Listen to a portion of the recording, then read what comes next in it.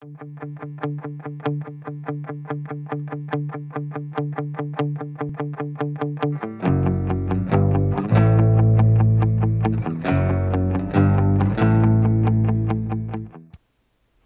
guys, Brandon here.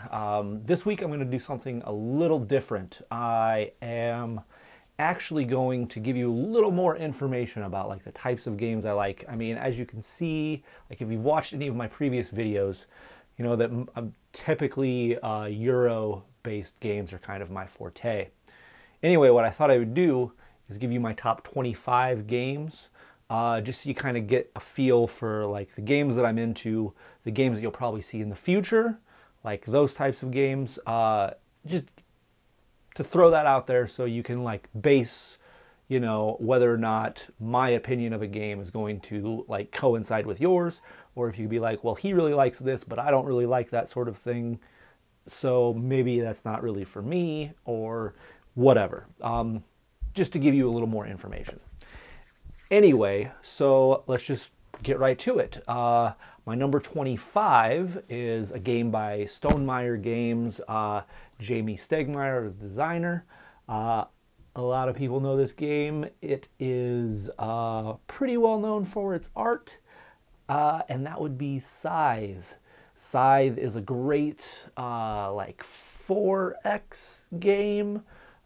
Set in like this alternate history universe where you're different factions trying to gain control of this area called the Factory, which is in the center, which has like these futuristic-ish like technologies that you can get. There's mechs. It's a really cool like world that was created by the artist Jacob Rosowski, I think his name is, something like that. Sorry if I'm wrong, Jacob.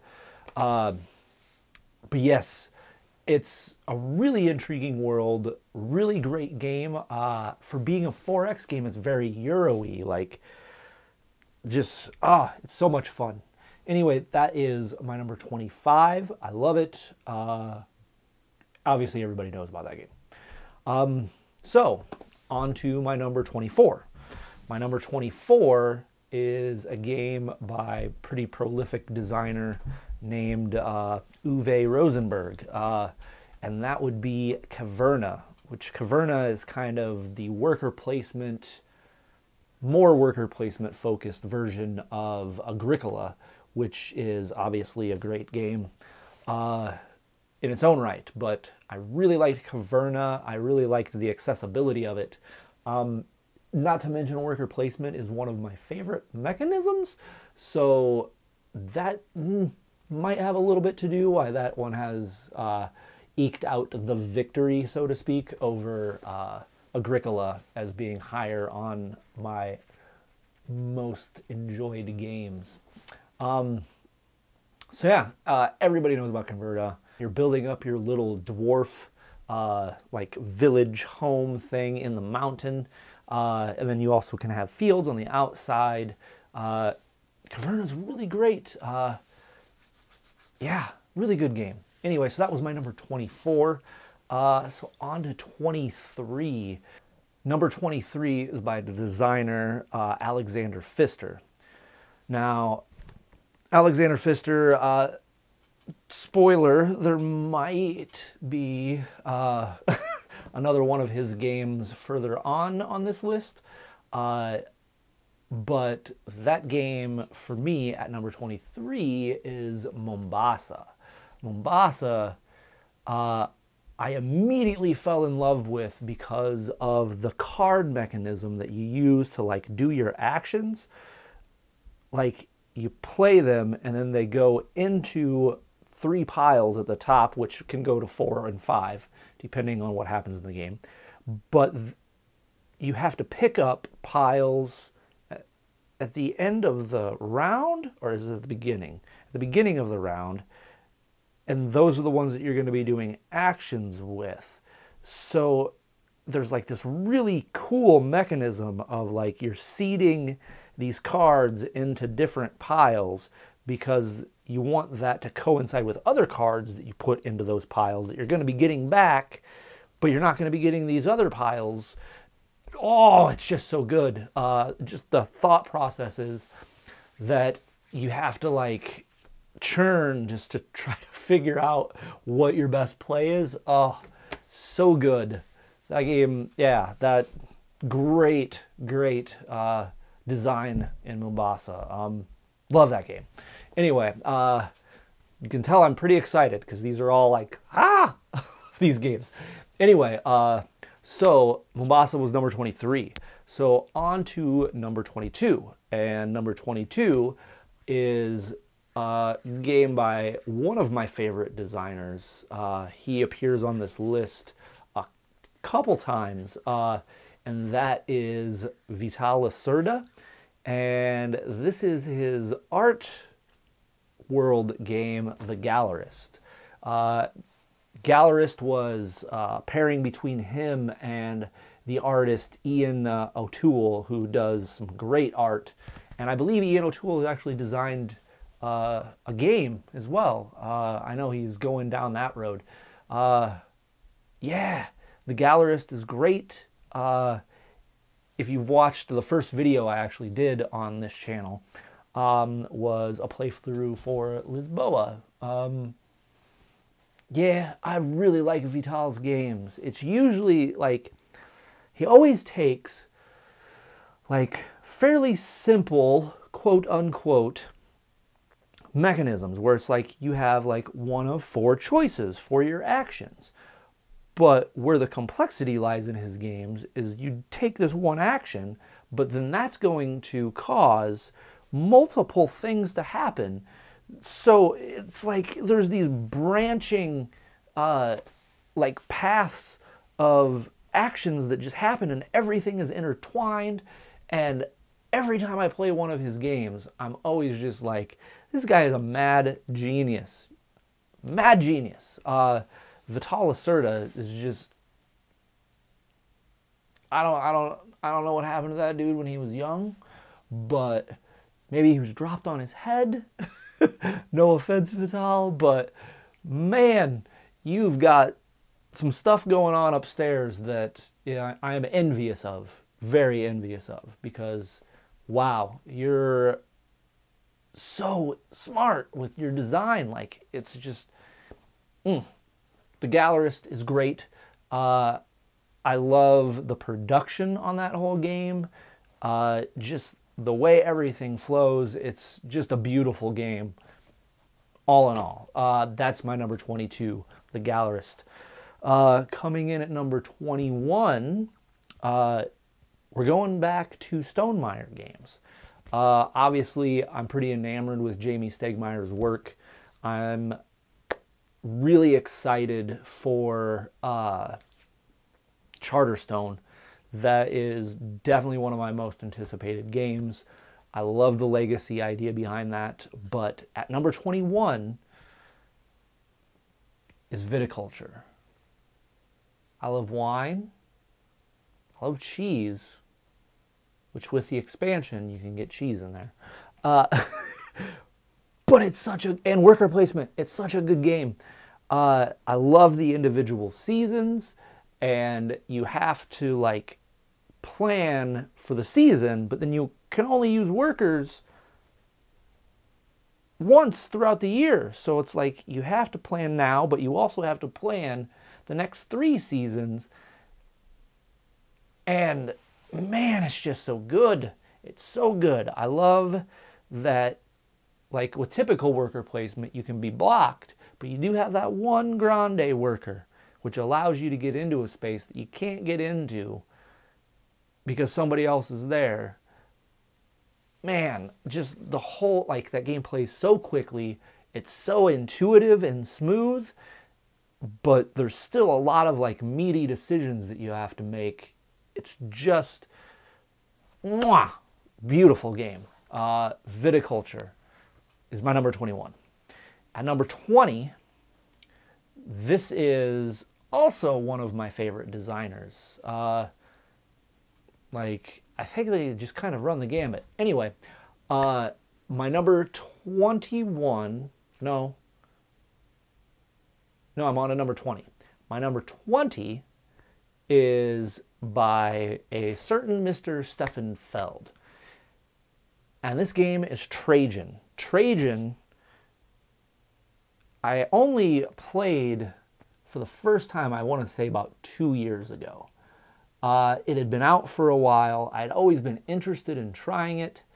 Was just never got around to doing it. And then I just picked it up one day because I figured that I would probably like it. I'm a pretty big Feld fan. I know he's kind of a divisive designer. I personally love his stuff. A lot of people call his games point salads. I personally don't really find that to be a bad thing. In my opinion,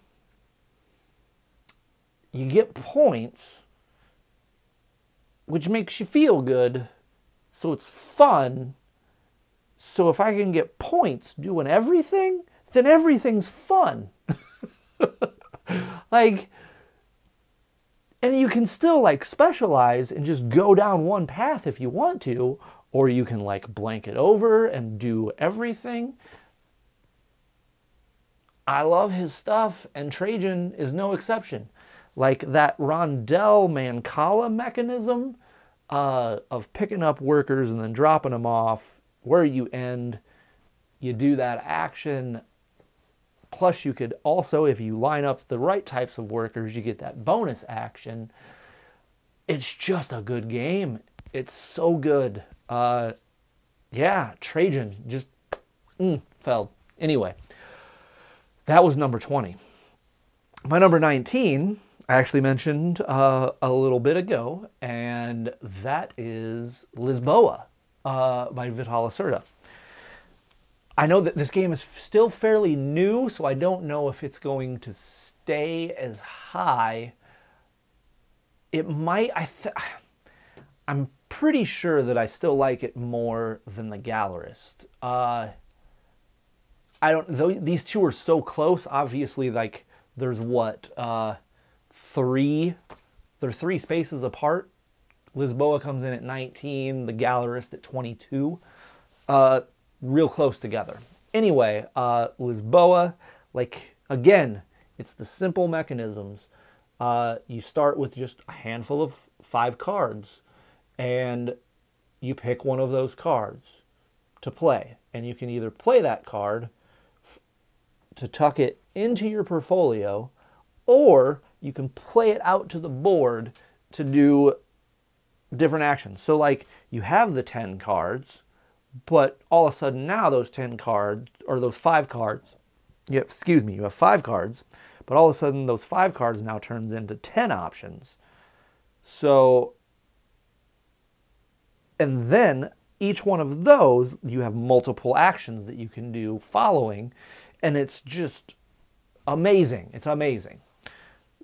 Yeah, the Vital, again, one of my favorite designers. As you can tell, 2 games already in my top 25. And that was at number 19. Oh, and also, that is with Ian O'Toole again on the art design. Those two together, just a dynamic duo in my opinion. And then I know Eagle Griffin Games has published both of those games, and they do a great production. Like, they're just stunning, stunning games. Like, I almost consider them works of art. It's just so good, which is why they're both in my top 25. So coming in at number 18, we are back to, actually no, this is my first, and I believe only game of this designer that made it into my top 25. And that designer is Ignacy Trzewiczek. And the game is Imperial Settlers. I love this game. It is a very simplified, like, empire building game, but it's just cards.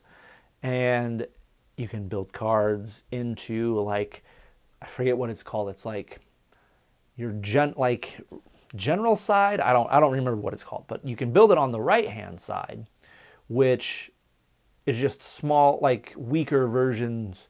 And then there's also cards on your left-hand side which are more powerful. Oh yeah, the right-hand side is for the neutral like cards that basically anybody can build. And then you have cards that are specific to your faction that you can build on the left-hand side. You're just building an engine to start the game, and then you're trying to use that engine to just create points. And each faction plays differently, and I believe they have come out with like 4 expansions at this point. Like there's the Atlanteans, the Aztecs, there is the Why Can't We Be Friends, the one that's about the number 3. I forget exactly what that one is called. But so many expansions for the game.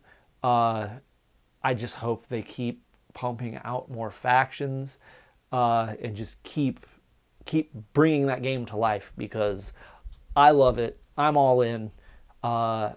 Imperial Settlers, it's so good. And that was number 18. Number 17, now we're back to Feld. At number 17, this is probably his most popular game. I know Trajan is way up there for a lot of people. But at number 17, that is the Castles of Burgundy. Castles of Burgundy is a great like dice drafting game, and then you draft dice, and then you can use those dice to get tiles that you're then putting into your kingdom. Again, point salad, but as I said earlier, I love the point salads because you're constantly like chipping away, getting points, and it just feels good. It feels good to do it. And there's a lot of good decisions to be made in the game because you only get 2 dice. It's phenomenal. It's phenomenal. Castles of Burgundy, number 17. All right, coming in at number 16 is a game by the design duo of Simone Luciani and Daniele Tascini. And sorry if I mispronounce your name, guys. Anyway, Voyages of Marco Polo it's such a beautiful game. It is a dice placement game where you get like 5 dice, you roll them, and then you're just placing them out on the board to try to do these actions.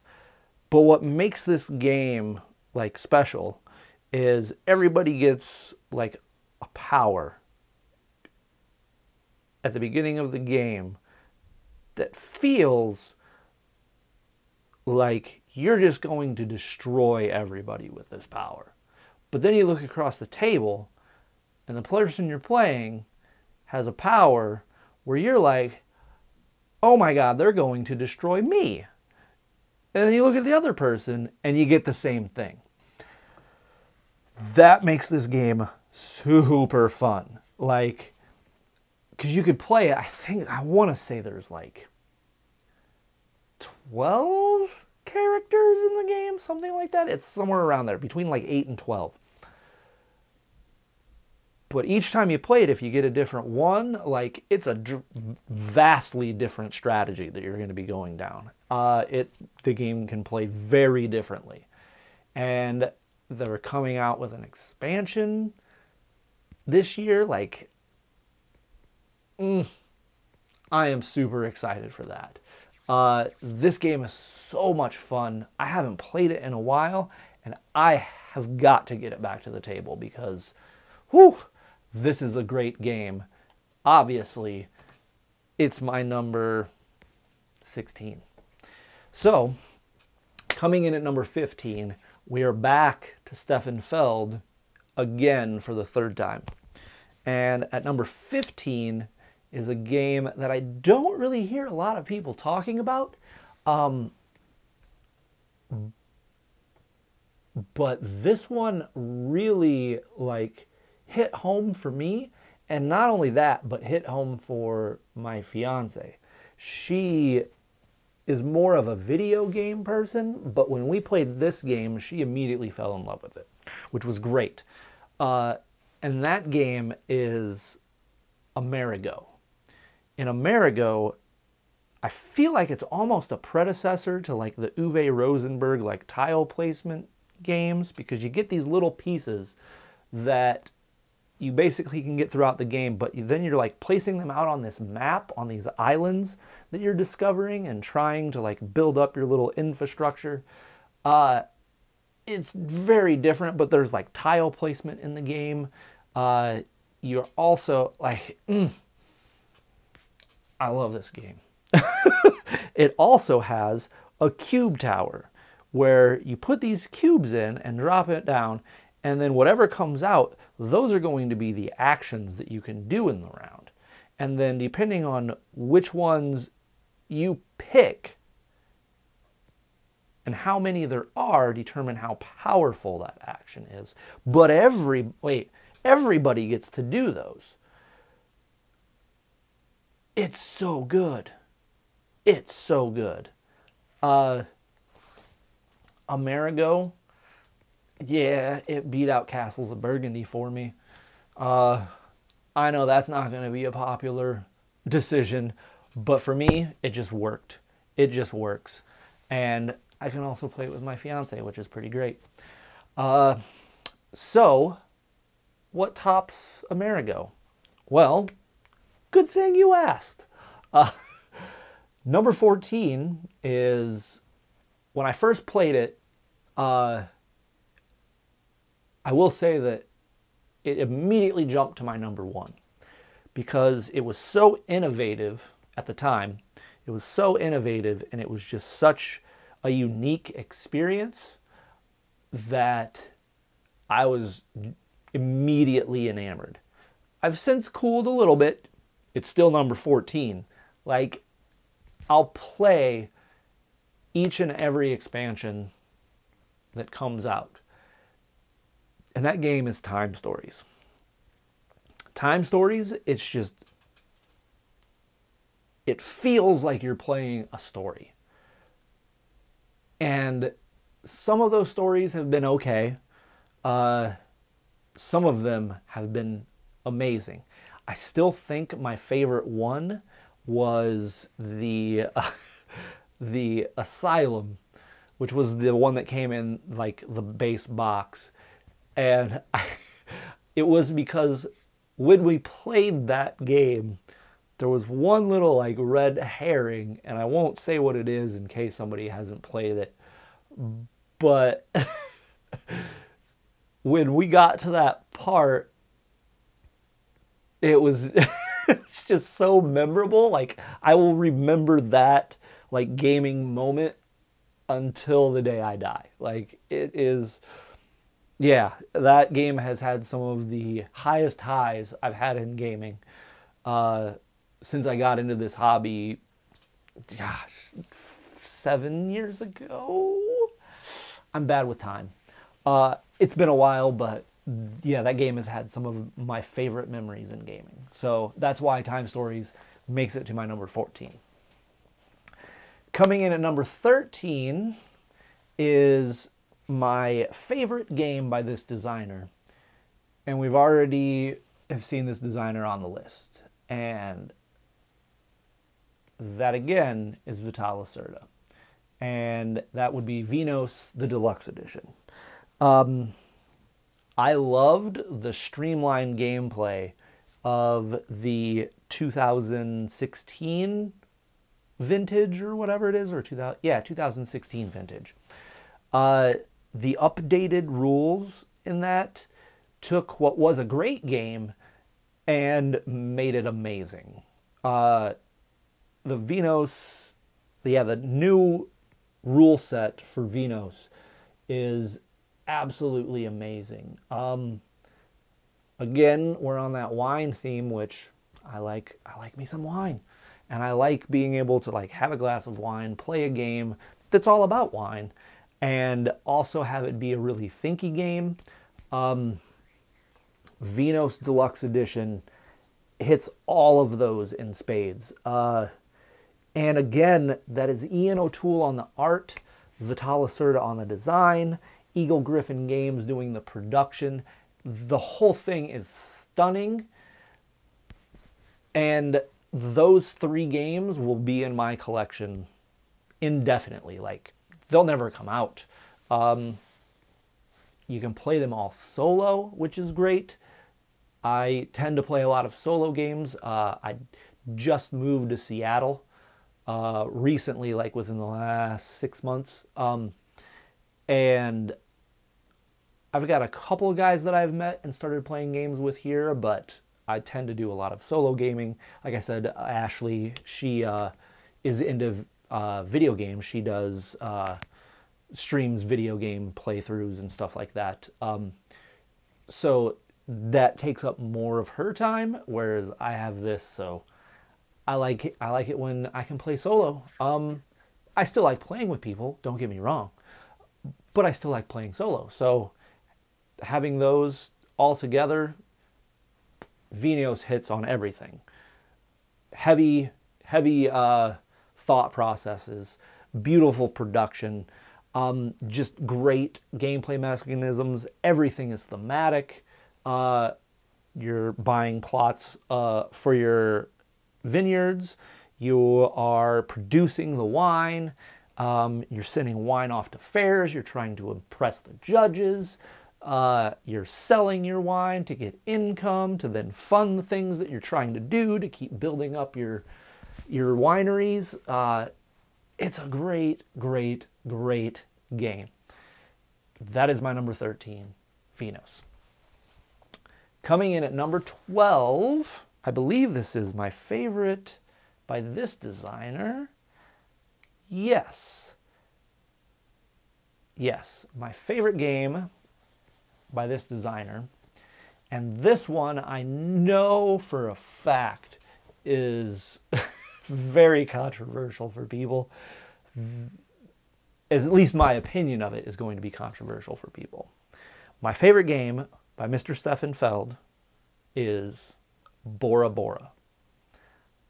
This is a dice drafting game that the first time I played it, absolutely fell in love with it.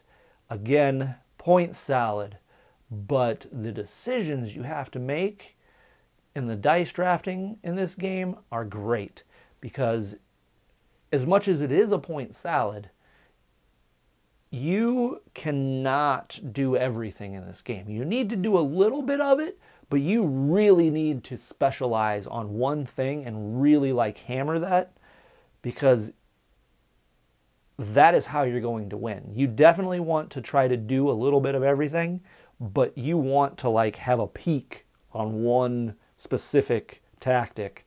At least I've found in that game. It's beautiful.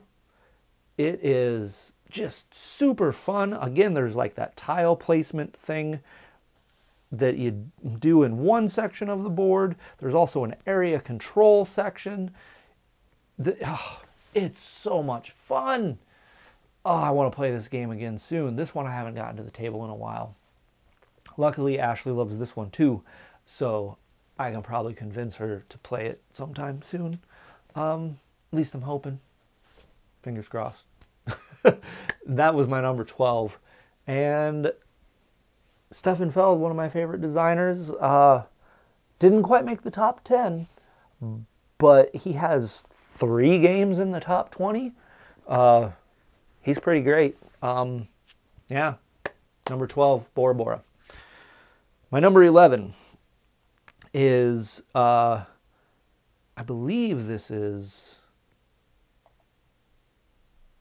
yeah, the only one of this publisher, but I really like this publisher's stuff. This is the only game from this publisher in my top 25, but just outside of it, there are like 3 more of their games. And that is What's Your Game? They do some great work. But my favorite game by them is a very heavy game called Madeira. In Madeira, you're like taking control of these little regions on these 2 islands. And there's 2 regions on the main island. One island is its own region. And then you are also trying to influence these guilds in the cities. And then you're trying to export goods to the foreign markets of Brazil, Azores, and India, and then you're also trying to ship goods for money. You're influencing these like merchants and nobles trying to do these actions, but then there's like these piracy dice at the end of the round. Like, you're placing these dice out there, then at the end of the round, anybody that goes there, you roll these dice, and then you have to pay taxes in order to do these additional actions at the place at the end. Like, oh, the amount that you have to think in this game, and the amount of planning, and like be like, at the end of the round, I want to do this. To get there, I have to consider this, this, this, this, and this. Like, there's so many logistics that go in to being successful in that game that just makes it heavy, and I love this puzzle. I love it. Just played this game the other night with Ashley. She's not a fan, which makes me sad. But this guy is. I love Madeira. It is a fantastic game, and I think it's, what are their names? I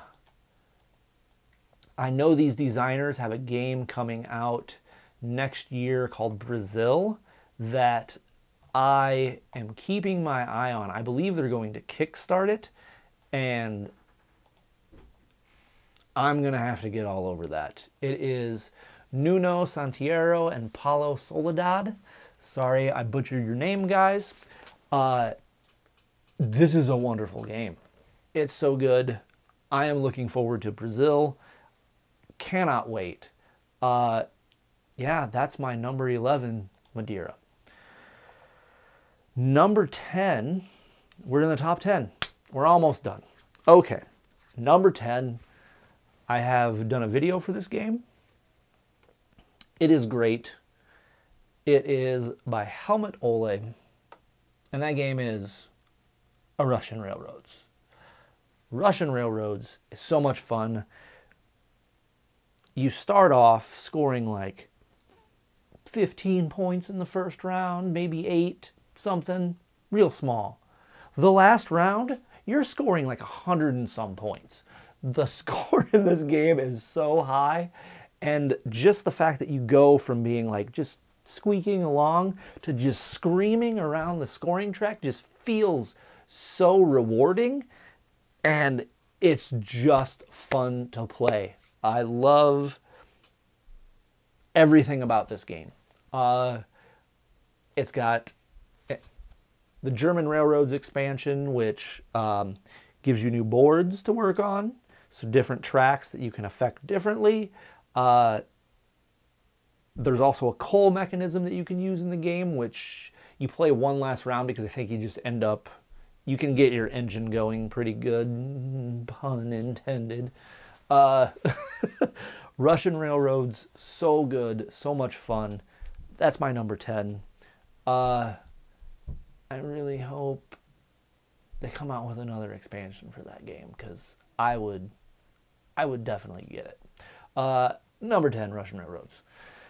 My number 9, in fact, I believe number 9 was by the duo, let me check here. Yep. Number 9 is by a duo that made a game that appeared previously on my list, and that is the design team of Simone Luciani and Daniele Tascini. And this game was actually, I want to say it was like the second game I ever bought. And I just went into a board game store back in my home state of Iowa and saw this game, and I was just like, oh, that looks interesting. And just picked it up on a whim. And played it, and my mind was blown.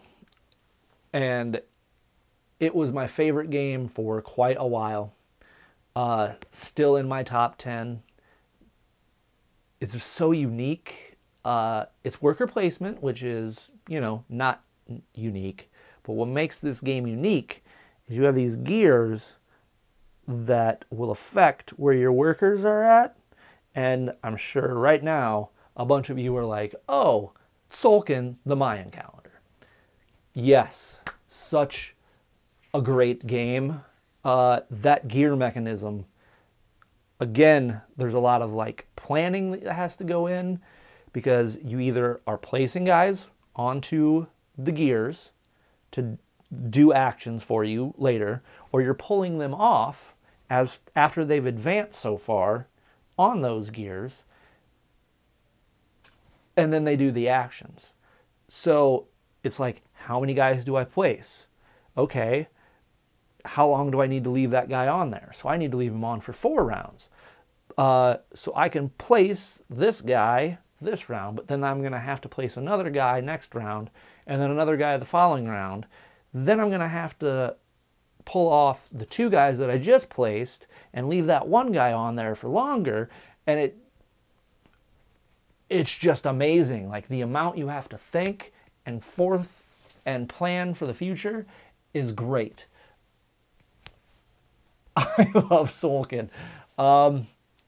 Another one that I haven't had at the table for a little while that's going to have to get played again. I was actually just discussing this game with the guys that I played with the other day, and they also want to get it to the table, so hopefully soon. Yeah, my number 8, TZOLKIN. Oh no, number 9. My number 8 is a new game. I thought I was going to like it. I thought it would probably land around my top 25th, 30th. That's kind of where I was guessing it was going to end up. But after playing it, it's so good. It's so good. My number 8 is Clans of Caledonia.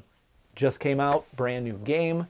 Again, where is it going to land in the long run? It's fairly new to me, but oh, it's so good. The mechanisms are just great. I can kind of be hit or miss on like super economic games, but just the variable powers in this game, the the spatial use of spatial stuff out on the map, and trying to like get your little settlements like within shipping distance. It's just so good. You can manipulate this market.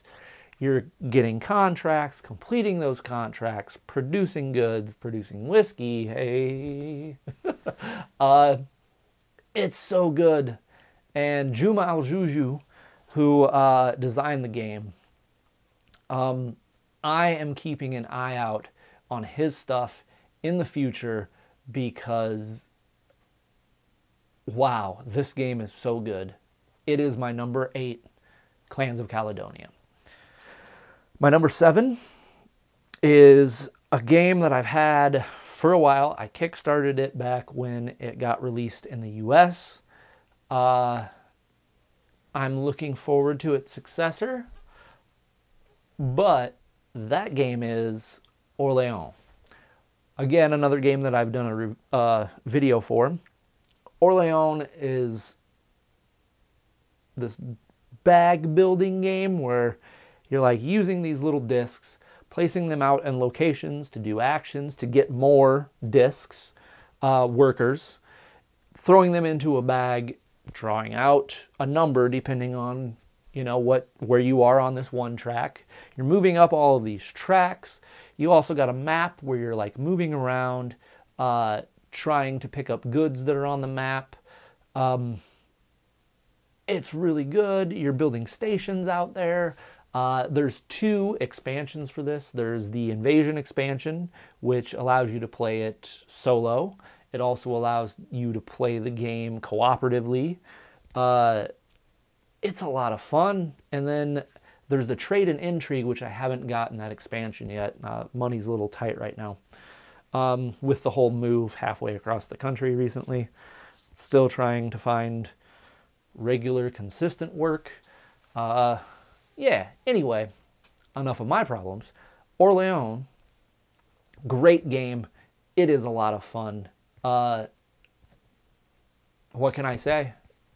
Tasty Minstrel Games did the deluxeified version, where instead of cardboard pieces, you get wood bits for most of the stuff. It was a pretty crazy production. Really, really fun game. I love it. Orléans. My number 6 is another designer that has appeared on the list. He's only appeared on it once. And this was a pretty hot game last year. I believe I got it for my birthday or Christmas, something like that. Played it, loved it, played it again, loved it, played it again, loved it, played it again, loved it. I adore this game. And the designer, Alexander Pfister, the game, Great Western Trail. Great Western Trail, you are a rancher, you're trying to get your cattle from Texas to Kansas City to ship them off. And cattle are a deck of cards. You're getting rid of them throughout going along this trail, replacing them with other ones, doing actions, stopping at these locations. You can build buildings, which will give you different actions that you can do. And then the deck building that you're doing by buying new cattle, you're also getting workers, which help you get cattle better, or build buildings better, or move your train along this track, which can get you benefits, can get you points, can also allow you to get more money, or not have to pay money, I should say, to deliver those cows to different cities after they go from Kansas, after they leave from Kansas City. Such a good game. Alexander Pfister just does good stuff. He also did Isle of Skye, which is a great game. Made it, I think, in my top 100. Yeah, he is definitely on my hot designers list because he just does good stuff. And Great Western Trail is my number 6 game of all time. I love it. My number 5, I have also done a video for this game.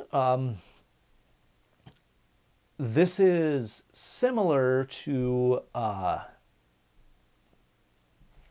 the multi-card or multi-use card thing from Lisboa, but with this designer, Andreas Odendahl,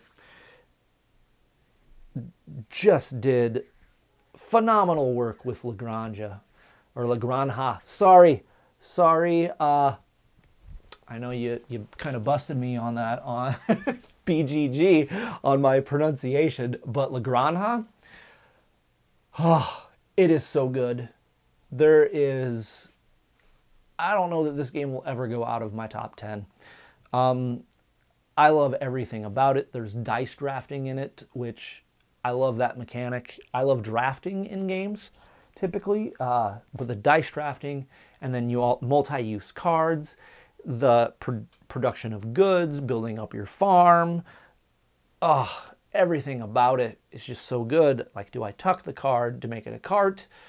Do I tuck the card for its ability? Do I tuck the card to have it be a field that will then help me produce more? Or do I put it on the other side as a farm extension, which will allow me to get more pigs or give me income? Like, oh, everything about this game is good. Even the area control thing on the map, which, as I've said in past videos, area control is not my most favorite mechanism in the world. But when you have the rest of that game around it, and it's just like another additional thing that you're also trying to keep track of, I love that, because I love being pulled different directions or having to track multiple things. I just like that mental exercise. And La Granja, it's wonderful. It's wonderful. It does all of those things for me and more. It is great. My number 5. My number 4, again, this was another deluxeified production by Tasty Minstrel Games. And that game is Yokohama. Yokohama, I backed it. It looked interesting. It's a little busy art, like style-wise, but I think Tasty Minstrel did a good job of kind of like updating that to make it a little better to look at. It's still very busy. It's still very busy, but the gameplay in Yokohama makes that busyness mean absolutely nothing. But you need all of that stuff there in order to like it works. It just works. Like you're taking these little guys, you're placing them out onto these different locations, and then you're moving your president through where those guys are to land on one spot. And the number of guys that you have there, or pieces of wood, which can also be like these little buildings that you've built in those locations, that determines how powerful your action is there. This game requires forethought, and you're like, it's just so good. You're completing these little orders. You have science that you're trying to get, which will give you additional abilities or let you break the rules in some way to get points, like different things like that. You're completing these contracts by selling these goods that you picked up at these locations. This game sings to me. It plays quickly. It is just downright fun. Like, it can be intimidating when you look at the board. You're like, oh my God. But this game is really not that difficult. It is pretty simple. You're just moving your guy, landing on a spot, doing the action that is there based on how many guys that are there, or how much wood of yours is there. And then you pull off your little assistants, and somebody else goes. Then you go back, place a couple guys, and then move and do it all over again. This game is great. It's great. Yokohama, my number 4, Hisashi Hayashi, killed it. Just killed it. My number 3 might get replaced at some point, but maybe. And I think you'll probably know why. My number 3 is a little game known as Terra Mystica. Terra Mystica was a game that I heard a bunch of people talking about, and I was like, what is this game? And I saw like the fantasy theme, which I like to read fantasy books, but like seeing fantasy in like so many games, I tend to just be like, ignore it, ignore it, ignore it, ignore it.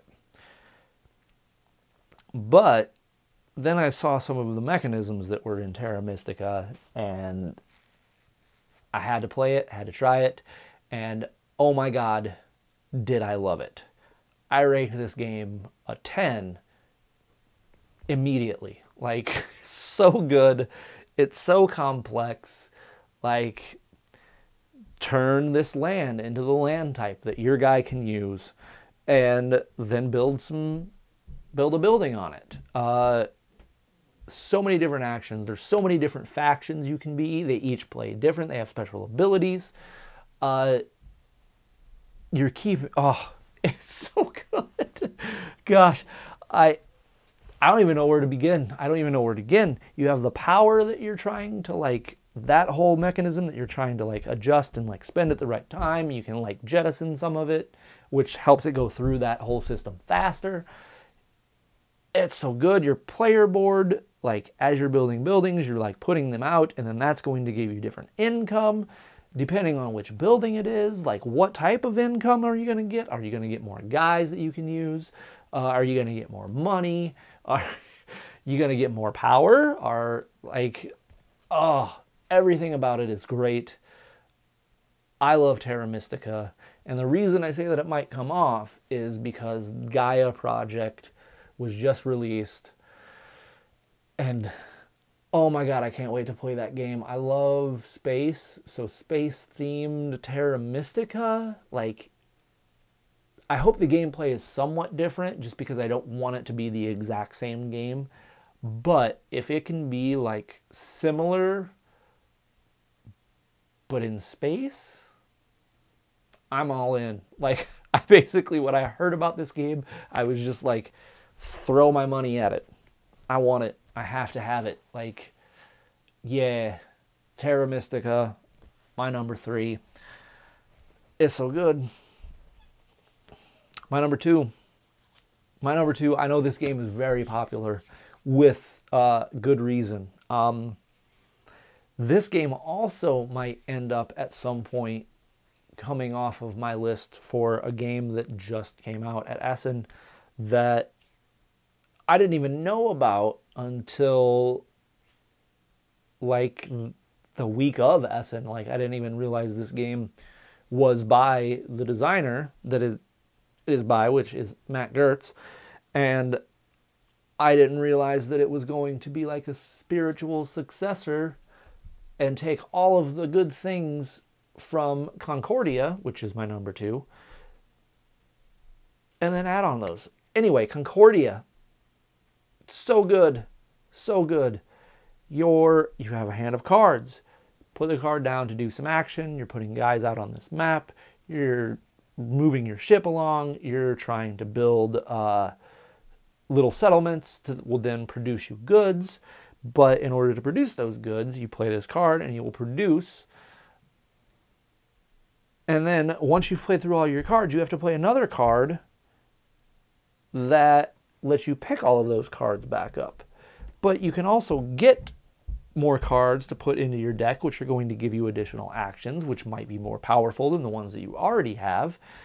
And so there's like deck building, but there's like area, don't really want to call it area control, because you're just like building in this location, and now like other people can go there, they can build there, it's just a little more expensive for them. But everything about Concordia is just smooth, and it's fun. I like it's kind of an ugly game, I will say. It's not the most attractive game I've ever played. Like, when I first saw it, I was just like, it looks okay. I thought it was going to be more of like a war, like attacking each other type of game, which they're like, that's okay. I'm all right with that stuff, but I prefer like resource management. That's really like what I like to do in games. And Concordia like surprised me. I thought it was going to be kind of like the war fight dudes on a map type of game, but it's not. It is very much resource management with a little bit of deck building and that cool card mechanism of you play a card to pick these cards up, but that's all you're doing that turn. Like, so when do you do that? When is the best time? Like, do you play all of these cards to get all of these actions and then do the one? Or do, like, you really want to get this, like, you really want to build in this location, but you've played all your build cards. So, oh, I got to pick cards back up now. It's a little early, but, you know, then I'll be able to build, and I got to get in there before they do. So it's a lot of just strategic gameplay in Concordia, which is why it jumped to my number 2. If they ever do like a reprint of this game where it's made to look really good, I would be all aboard. Which is why I'm interested in Transatlantic, because it looks like it might be a little bit more attractive, plus there's some extra mechanisms. I don't know. Anyway, that's neither here nor there, because we're talking about Concordia, my number 2. And my number 1 game of all time, we are back to Uwe Rosenberg. And this game I will play anytime. Anytime. If anybody even like suggests it, I'm like, oh, we're doing that. Yeah, it takes all of the traditional like Uwe Rosenberg things of gather resources and feed your people and your building, but it adds in exploration and this cool puzzly tile placement thing. And say it with me, a feast for Odin. Oh, this game, when I first saw the details of it, I was like, might be a little overwrought, might have too much. I was wrong. I openly admit how horribly wrong I was. Because it's my favorite game. It's my number one.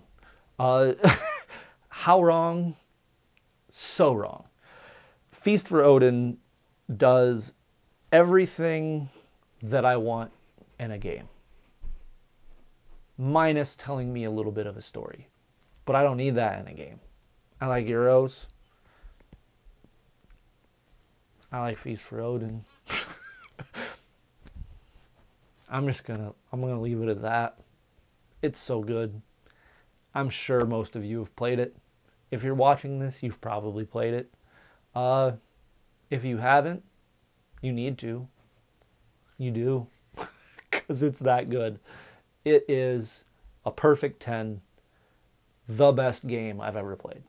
Hands down, without a doubt. My number one. That's it for me. Yeah, I'm going to try to pump out an additional video this week. I think I got the game right back here that I'm going to play. And I'll put that out. Until next time, guys. Thanks for tuning in.